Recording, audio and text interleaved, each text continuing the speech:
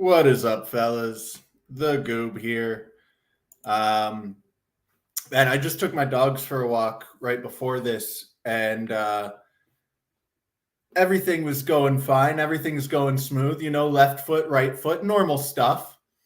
And then I'm walking past this tree, and I hear this commotion, and I turn my head, and I go, holy crap, is that a bear in the tree directly next to me? And I'm looking at this thing and I realized I was like, there's not bears in these woods. I'm pretty confident there's not bears in these woods. So I'm like, could it be a giant raccoon? And I was like, raccoons don't get that big. So I'm trying to figure out what it is. And I realized after like a quarter of a second of crapping my pants thinking it was a bear, it was just an egret that had its wings fully out with its feathers fully spread directly next to me. And it definitely surprised me a little bit there. And then I saw a black dude walking a cat in a stroller. So it was a pretty eventful walk. But I got a new setup, fellas. I'm not using my phone to call Zoom to stream my screen. I had the jankiest setup in the world before. I have upgraded. So let me know what you guys think. And then let me post the invite link here. I'm not actually 100% sure how all of this works because I'm doing some stuff differently now. I'm hoping this is going to the YouTube chat. So I just posted the link for the StreamYard for you guys to call in. I hoping that's going to YouTube chat. It's got the little YouTube logo, so I'm pretty sure it is. I don't think I can pin it from here. So if I want to pin it, I have to pin it from the actual YouTube tab, but that's all right. So I'm pulling up my notes because now I can actually use my phone to read notes instead of recording with my phone. Talk about the spicy sun a little bit. I have not been talking about the spicy sun lately because it's just been constant. Like I'd be talking about it every single week if I was covering the activity that's going on. We've had ridiculous amounts of solar flares, and the northern lights have been present pretty much. Like if you're in Canada, you've had an opportunity to see the northern lights every single week since that really big Northern Lights show we got a few months back. And there have been, like this week, more opportunities to see it. Lots of people in the United States were seeing it, Montana and everything. We're getting really good shows. So yeah, the sun is definitely getting spicy. The magnetic field is weakening. It's exactly what I said was going to be happening. You're going to get a lot more opportunities to see these northern lights. That's exactly what has been happening. And this isn't going to slow down. Sorry, one of my eyelashes is in my eye. Even if the sun doesn't continue increasing in its activity, which I think it will, the magnetic field is still weakening. The magnetic field is still decreasing. So even the sun's normal activity is going to produce things like we're seeing now. And as the magnetic field continues to weaken, it's just going to get more and more intense. And that's without even the sun doing anything crazy, just normal sun activity. You're going to start seeing crazy light shows in the sky very frequently, which we already are, but they're going to get even crazier. In the Patreon, I was talking about the weather control with the hurricanes, which I think is totally like a very, very reasonable thing to think about. But, it's also the sun. Like I explained the mechanism that NEXRAD and HARP, they're operating in the exact same way that the plasma cosmology model, claims that the sun influences our weather by blasting the ionosphere with a bunch of electrical energy, and that affects things down here on a local level. So those hurricanes, especially like the Milton going from a category 1 to 5 in like 90 minutes or something like that. the sun is also blasting us with solar flares and energy, and that's definitely contributing to all of that as well. So the climate change stuff is going to be ramping up because the weather is going to be getting crazier, whether they're controlling it or not. Just the sun, the weakening magnetic field, all of that is going to be impacting this stuff. So exciting times ahead. Like the spicy sun is, watch Suspicious Observers if you want to hear more about it. But like, just as so far, my predictions, which aren't my predictions, they're other people's, but they're ones that I've chosen to believe in, right? Like they've all come true. And they seem like they're going to continue coming true. So do with that info what you will, but times are going to be getting very interesting soon. Last week, I put a link for a video in the description that I totally forgot to mention. It's just a guy talking about the apocalypse, essentially, that happened in America, both North, Central, and South, shortly before Columbus came, which is something that I fully believe happened. I don't know why it happened. He doesn't really know why it happened either, but he gave a really good presentation just talking about the fact that it did happen. And he goes on a little bit about some gold at one point that, like, I don't know about that stuff, but everything else he said in the video, I thought it's just a better presentation of some of the ideas that I've tried to present. So check out last week's description if you want to watch that. I'm just rapid firing stuff here. Feel free to call in, but I've got like a whole long list of things to cover that are just, like this, just quick little topics. So I'm just going to be blasting through them, but feel free to call in at absolutely any point. Call-ins are very encouraged always, but like especially these episodes where it's just a chill sesh, you're not interrupting anything. If you've got any topics or any questions, anything like that, call in and ask them.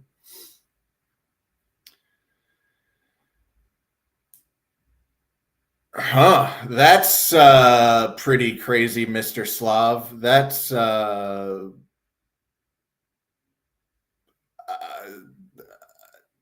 that's crazy. I don't even know what to say about that one. That's a crazy level of wokeness right there. Don't look at the pretty lights. Those are sacred, man. That's been the number one thing on my bucket list for a very long time, is to go see the Northern Lights. And thankfully, I think I'll be able to check that off pretty easily now. So I still haven't seen them, though.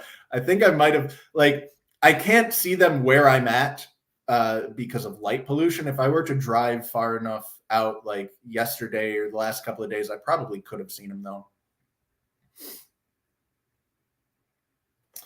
So Graham Hancock just put out a fact check of all the claims Dibble made in his debate on Joe Rogan, and it was very entertaining. I don't know if you guys have watched it. There were a couple of things that were making me chuckle pretty hard while I watched it. He was hitting that white people pretty hard. Like, there's every time he does it, he says white people, but there was like one or two in there where it seemed like an intentional parody. He was like, the scene from Ace Ventura, Pet Detective, when he realizes it's a sign of respect to hock a loogie in someone's eye. That was what Graham was doing with his white people. I thought that was pretty funny. And then he gave this like 5-minute speech about how he used the term Negro and Caucasoid in his, I think, 1995 book. And he's like, it was already socially unacceptable then. He's like, I should have known better. I wasn't using it in a disrespectful way, but like, I just shouldn't have used the words at all. And he goes on for like 5 minutes about this. And then immediately after giving this speech about how he should have known better to ever have used the words, even though he wasn't using them negatively, he then just shotguns out the word Negro like half a dozen times. He's like, I'm actually married to a Negro. And he's doing it in his British accent, which makes it even funnier. I'm actually married to a Negro, and I love the Negroes. I would never disrespect the Negroes. And it's just like, it was, I don't even know what to make of that part. It was very funny to me. But there was also some really interesting stuff in there, which was, he's talking about, I've seen all of these points debunked already by Dan and other people. But one of the things that was really interesting was he's talking about the Ice Age ice core samples and their lead levels. So there actually are very elevated levels of lead in the Ice Age. And scientists say, well, that's not evidence of human metallurgy. That's because during the Ice Age, all of the water is trapped in the ice.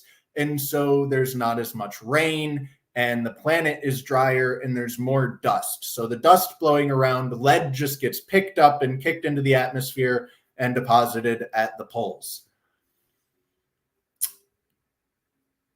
I don't know if I'm convinced by that explanation, but the claim that there is no evidence of metallurgy in the Ice Age and that the ice cores show that because they lack lead and other heavy metals, that's just absolutely false. It's the exact opposite. They have very elevated levels of lead, which could be indicative of metallurgy, but I don't think from the way I've seen this presented, and I've seen it presented on Graham and a couple other places, but the way I've seen it presented doesn't seem to suggest that the analysis was looking for human activity, and so it wasn't looked at in great detail. And so basically the only information is there's a whole bunch of lead in this ice.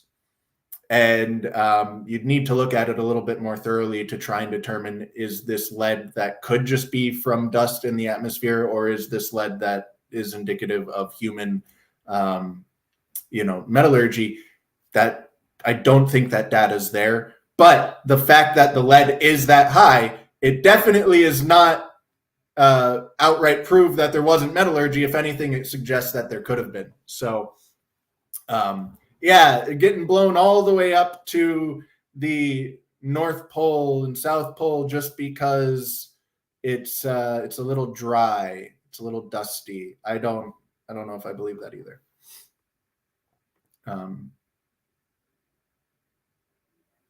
Pin the paint in the hood. In the paint. Yeah, every single school that I went to through middle school at least was covered in lead paint. They all had lead paint on the walls.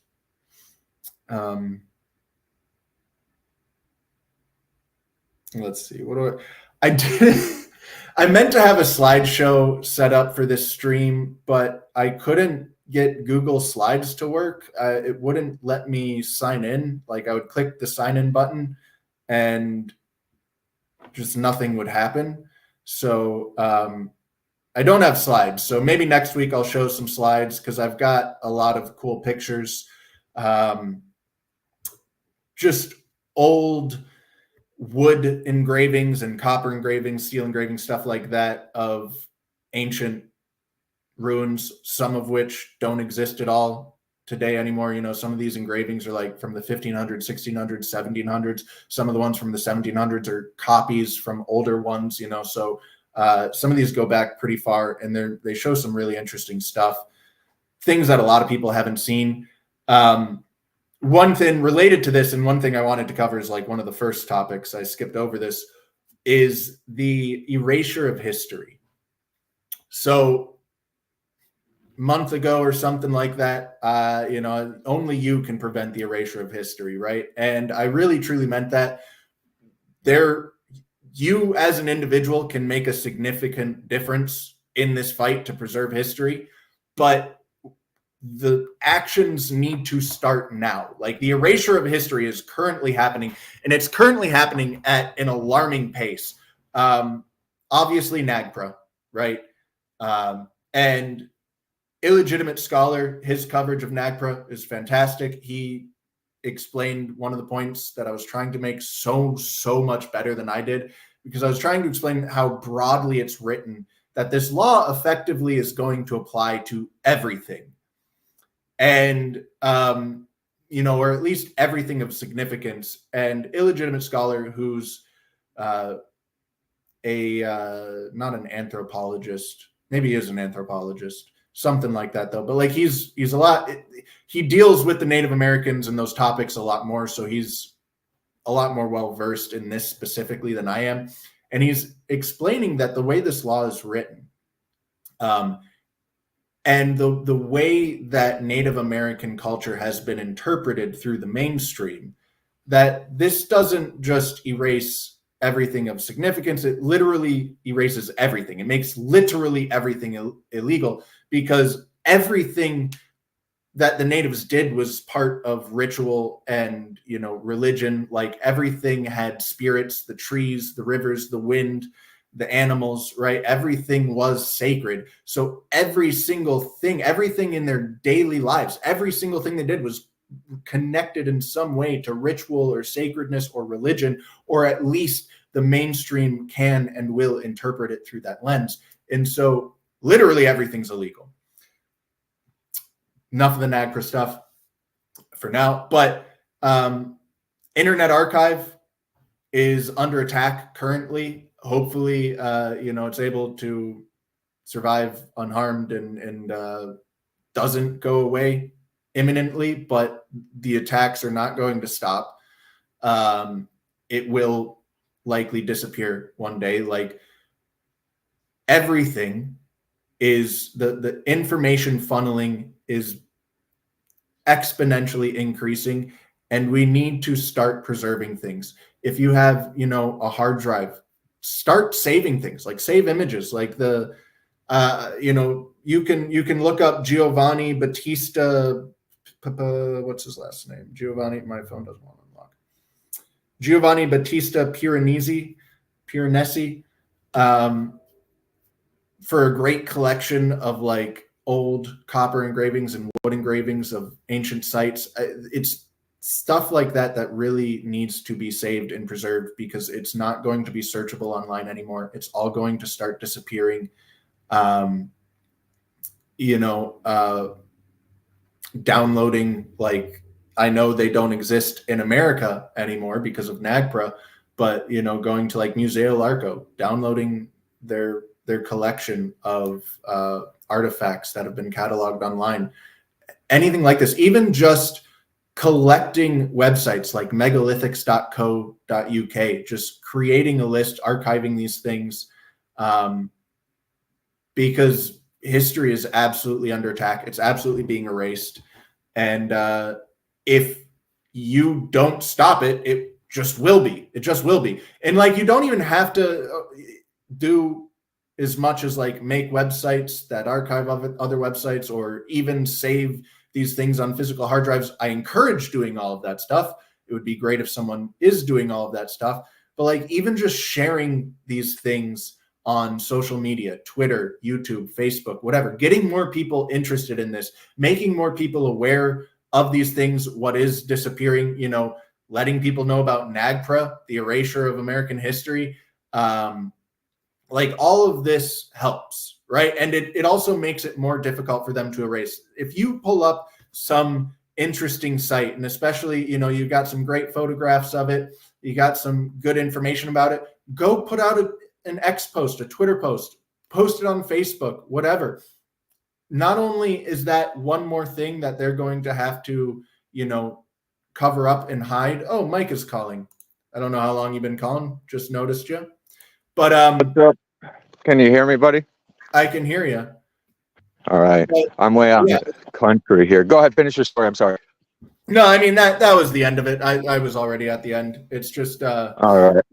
I can't get the one that helps. Share stuff helps. Can you? Yeah. So I think you're roboting on me, or I'm roboting on you a little bit. I'm way out here in the country, so I only have 4G. Oh, you dropped. I could hear you all right. I guess you couldn't hear me all right, but I could hear you. But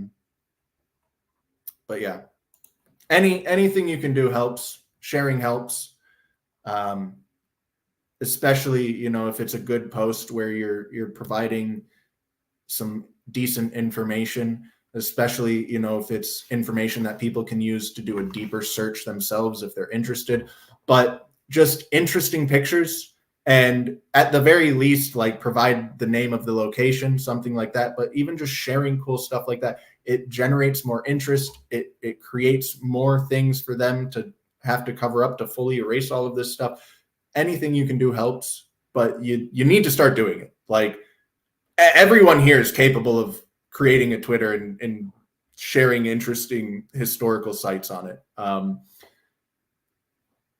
That's like the minimum I think that you can do. So I really encourage it. Yeah, I could hear you, but then you dropped the call. So feel free to call back in, give it another shot, but it's up to you. And I think with this new computer that I've got, the delay is way less. When I tested it on a live stream, you know, yesterday, it seemed like there was more like a 10-second delay versus a full minute to 90 seconds that I had with my old computer.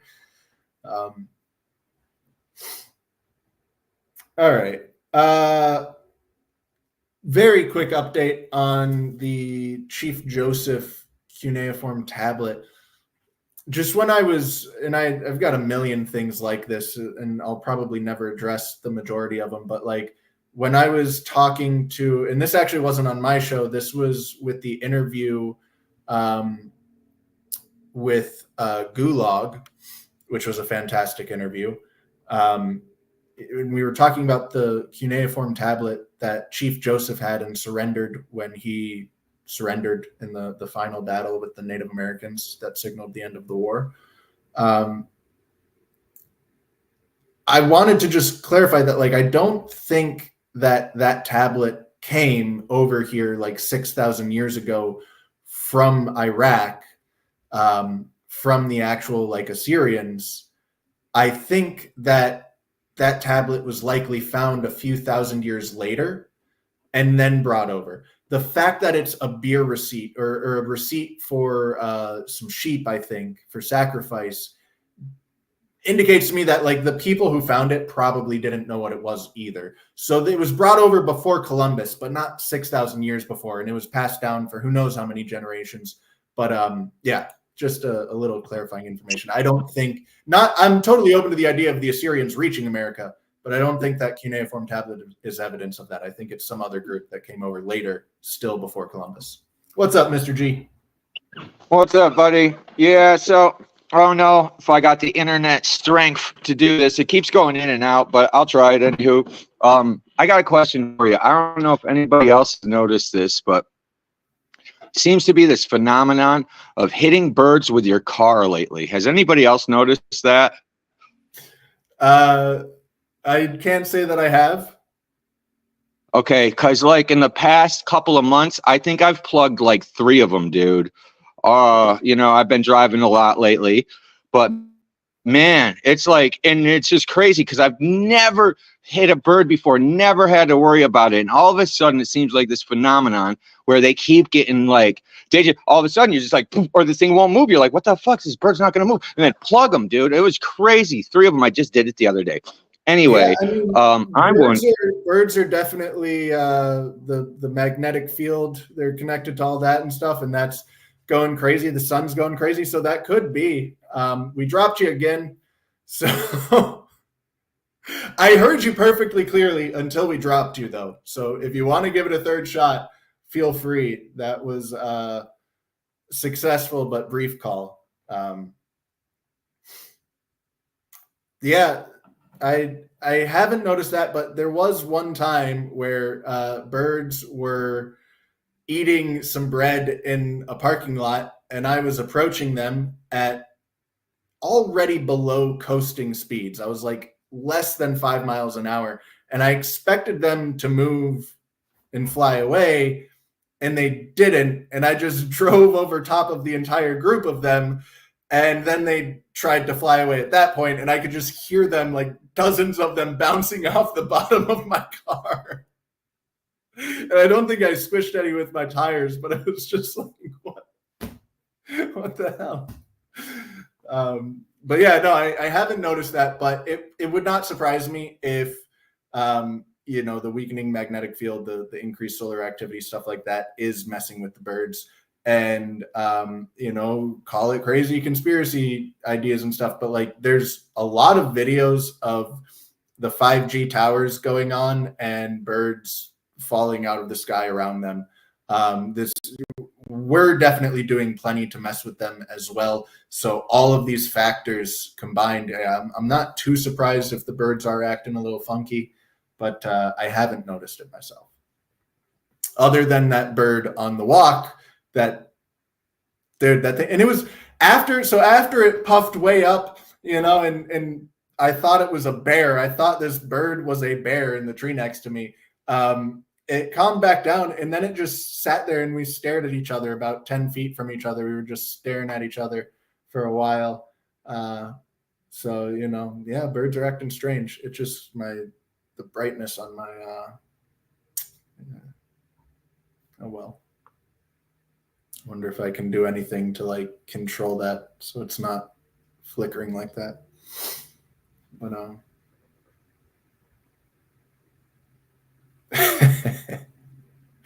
yeah, you can't talk about the birds. The birds aren't even real. Everyone knows that. So I wanted to talk a little bit more about the vases, because there's a lot of ideas here. So the vases aren't new. The vases have been sitting in museums for 70 years now. These vases were excavated in the 50s, and they were impressive back then as well. Everyone went, ooh and ah, look at those. But we didn't understand how impressive they were because we didn't actually like measure them. So we just went, man, those look really good. And now that we're actually measuring them, we're realizing these don't just look really good. These are an impossible level of perfection, certainly for the ascribed tools of the ancient Egyptians. And so there's this very strong idea in archaeology of like, if we don't have absolute proof of the thing, it doesn't exist. And while I understand the desire and the reason for being cautious with your takes, like, because if you're not, you end up with ancient aliens, and every single impressive thing that you look at, you just go, oh my gosh, this must have been a product of the highest possible technology, right? So like having the intention of like dumbing things down is a good intention, but it gets taken too far with these archaeologists. I think plenty of people obviously did look at these vases before they were measured like this, and they went, that's not a product of sticks with rocks on the end being spun around in that vase and, copper chisels. Like, that's the reason why these things ended up getting scanned like this, is because there were people looking at these and going, these are way too impressive.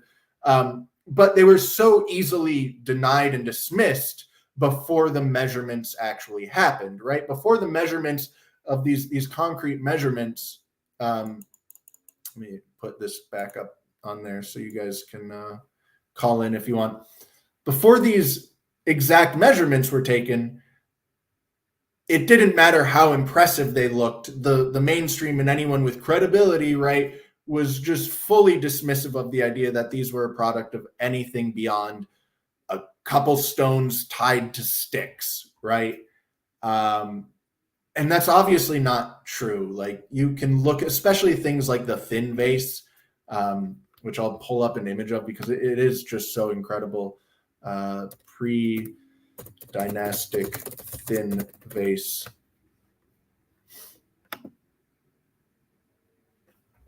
Oh, do I have to include granite? I'm using the Brave search engine here, so it's a little different. When I Googled it, I did get the results I was looking for. But it looks like I'm not going to get them with Brave. So let me go to Google. Crazy that there could be a search engine that works less than Google. What am I looking for?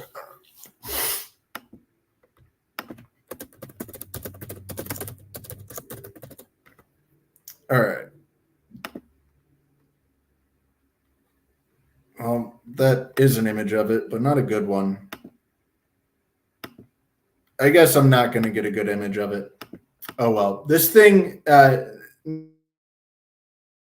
not only is it incredible on the outside, it's measuring in the 10,000th of an inch, like 8/10,000ths of an inch. But it's so thin that if you shine a light through it, light shines through it. And the inside is also pretty darn precise. This thing is so obviously not a product of the tools that, oh, you guys can't even see what I'm looking at. I forget I'm using StreamYard, different setup. So you didn't, I was, let me try this. Let's try it. Let's try it out. Let's try out the features. Here we go. Yeah. So share this tab instead. I'm not even 100% sure this is the thin vase, but this is an impressive vase nonetheless. And yeah, you can look at this and it's pretty obvious that this isn't a product of the tools, that this is anomalous compared to the other objects that you find in Egypt, like the alabaster vases. Some of those are very beautiful, but they're not like this, and they're made out of a material as soft as chalk, while this is granite, and there's diorite examples, which are, even harder than granite. And it's obvious on its face if you are actually looking, with integrity or whatever, and curiosity and an open mind. But it was so easily denied until the measurements were taken. Now think about everything else, like the triads of Menkaure. Let me pull up a picture of the triads of Menkaure.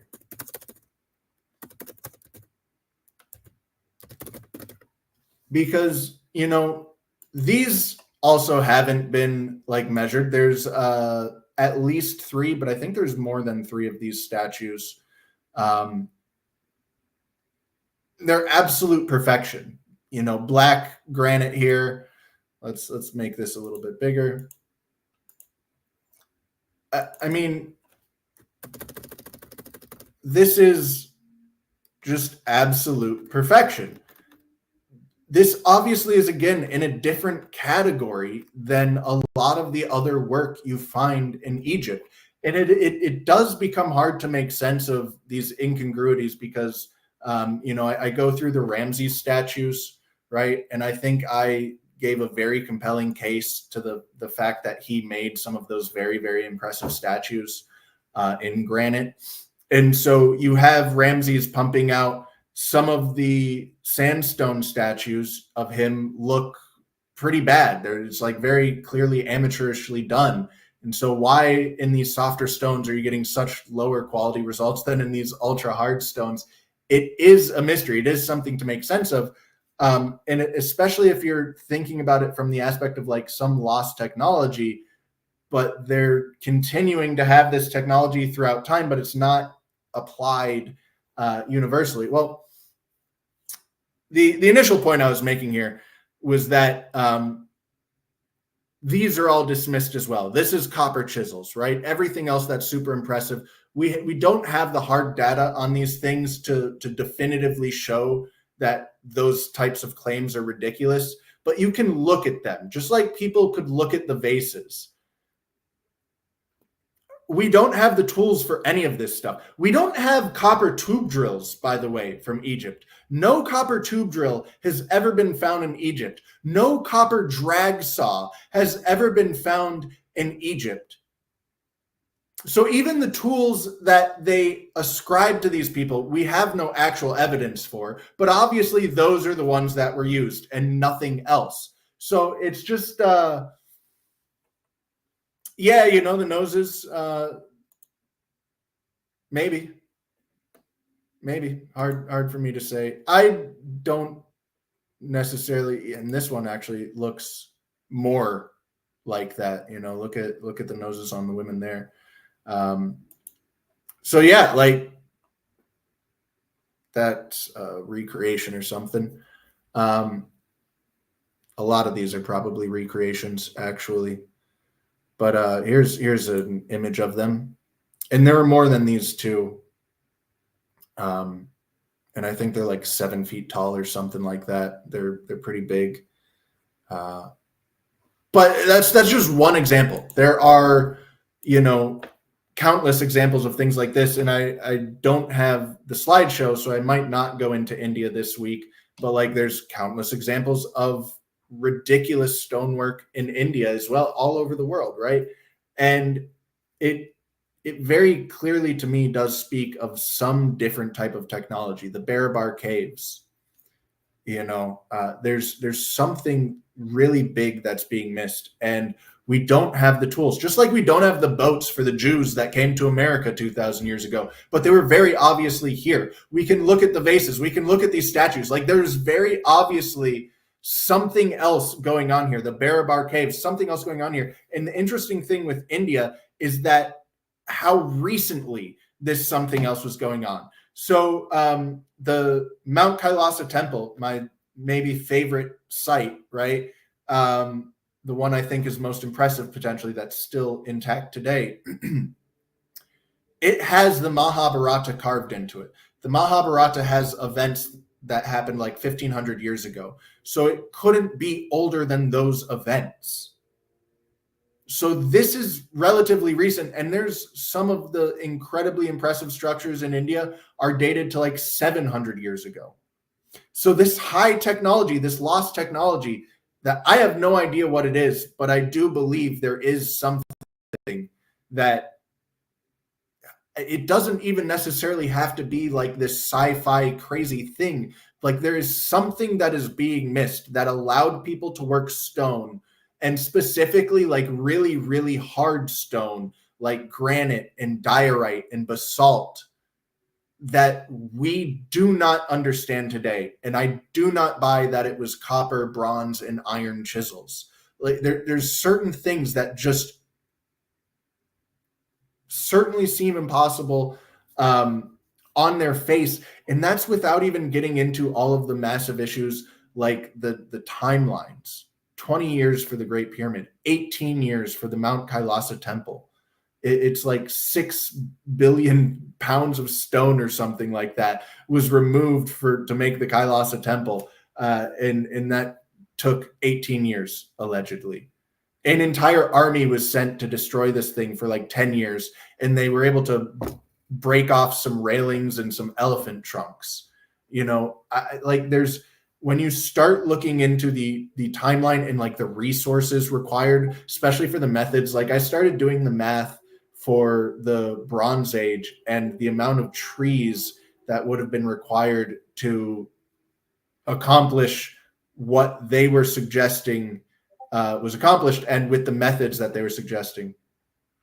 And I didn't even finish the calculations because I was like not even done looking at the first part of it, because you need trees obviously to smelt the iron or the copper, right? But you have to get the copper rocks first. And the method they proposed for that were open fires along cliff faces to weaken the rocks and crumble the rocks, and then they would collect them up. So you're constantly burning wood just to collect the rocks. Then you have to crush those rocks up. Then you have to burn those rocks again and smelt them to melt the copper out. Then you have to smelt that copper again to purify it. And then you have to, continue heating that copper to actually form it and shape it. And I'm forgetting some other steps because fire was involved in some other parts of this process as well. And it's just like the sheer volume of wood required. It doesn't seem to add up. Like there's a lot of things like this. There's so very clearly so much being missed. Like, and you know, similarly to the nubs where I go, okay, yeah, these could be leverage points. These could be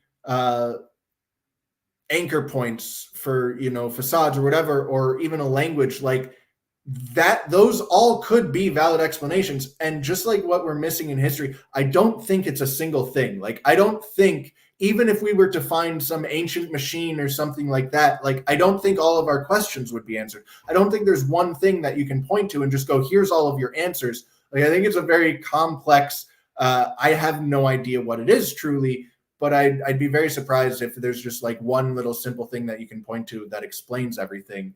And I think the possibility of us being like radically off of the story of our history is it's not an insignificant possibility. You know, the timeline being off, the technology being off, like the basic understanding of how our world functions being off. All of these things could like be wildly different from what we've been led to believe. I don't know. You know, it's just speculations. Nah, 420 blaze it. But and yeah, I do agree with you, Mr. Galunas. Like, but in the same way that all the nubs are dismissed as leverage points, that's a valid explanation for some of the nubs, right? Like, it's even, I think, written about in Greek or Roman writings that we have like recorded, you know, confirmation that they were leverage points. That's what they were for. So it's not that that's a lie that they were leverage points, but then that's used to just hand wave away all of them, all around the world, everywhere. And that so very obviously doesn't explain all of them, but you're just not taken seriously if you go, oh, I think there's something more to this. They go, no, they're leverage points. They're leverage points. Get out of my face, dude. Stop. You're annoying me. They're leverage points. Leave me alone, right? So that's like the attitude taken. And it's the same across the board. So it's like, theoretically, are these things possible with, you know, copper chisels? Yes, theoretically it is. I mean, the vases aren't, right? I don't believe the vases are. Those are requiring a degree of high technology, a lathe with very good precision. And I don't know what all else because of the handles and stuff like that. But the vases are not just achievable with, you know, like a copper chisel, right?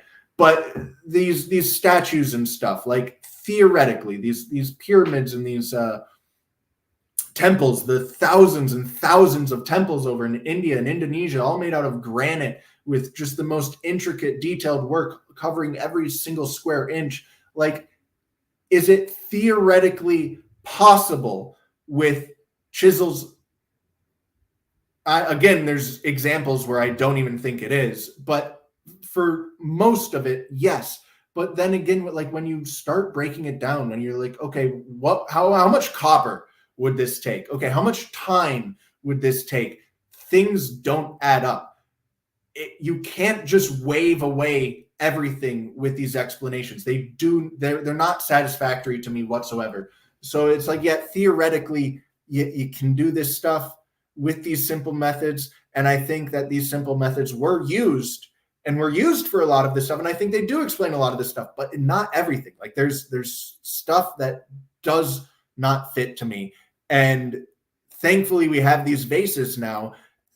I can no longer just be fully dismissed and hand waved away and go, you're crazy. Look, it's chisels and leverage points, you know? It's like now we have hard data, hard numbers that go, okay, this demands more than a skilled craftsman. This demands more than a simple lathe. This does demand a degree of high technology. And I would go ahead and transfer that onto a lot of this other stuff too, like the Kailasa temple and, you know, those triads of Menkore, quite possibly. So yeah, I don't accept that hand waving dismissal of everything. I just don't. And that's 45 minutes. If anyone else wants to call in, feel free. Otherwise, I think I'm going to end it there, and we'll start the Patreon at 6. I'm going to explain why I probably aren't going to be voting this year in the election. I might cover some other things as well. There's some really interesting stuff with like the Kailasa temple I'll probably get into. But yeah, hopefully I've like officially taken steps to, you know, upgrade my setup here. I've got better light, and I've even got this little I got this thing sitting behind me. I don't know if it's actually making any difference at all, but I got a little Black & Decker on the floor behind me, giving me even more light. So, you know, I'm working on it slowly. There's a lot more to do. Yeah, my bad, Slav. I just realized I don't think I made the Patreon link private. Unlisted is what I need to do. Private was what I messed up before, but I think I just left it on public. So yeah, I'll log off of here, and you know, there was something, it just felt right, but hey, I guess I'll have to live without the point of view. But yeah. Hope you enjoyed the episode. I will have hopefully Google Slides figured out for next week. It's just cool pictures. It's just a bunch of cool pictures and a couple, you know, more examples of, hey, these nubs don't make sense. But yeah, hopefully I'll have that figured out. And hopefully I continue improving. I might get a green screen because I know that the orange and blue, no one is a fan of that. So we'll see. This is what I've done for now. This is what I've done now for now. So all right, peace out, fellas. Catch you in the after show.